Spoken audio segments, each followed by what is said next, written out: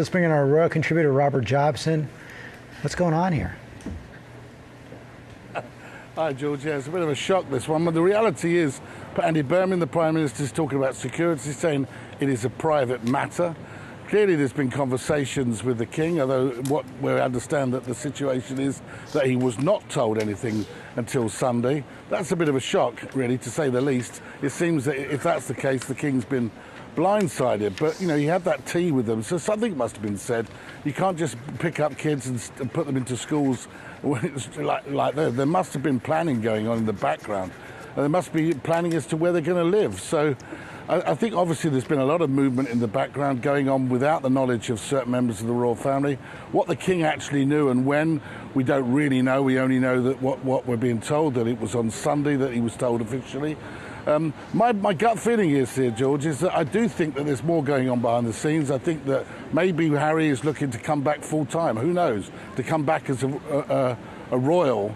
I think that if that's the only way that he'll get the full-time security that he's talking about, that will, of course, cause friction at the moment with his brother. So there's so many loose ends at the moment. It's all sort of developing as we speak. But presumably there has to be some kind of a security arrangement being worked out. And on the housing, is it possible he'll stay in actual royal housing?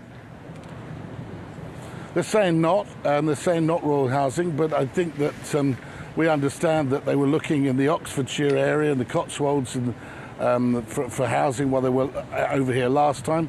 But, you know, there are royal residences, and with royal residences you get the security that's necessary. You know, ultimately, this is the King's son, these are the King's grandchildren, and they're going to need the security. And I think that, you know, they can't leave it open to debate. There are residences they can stay in.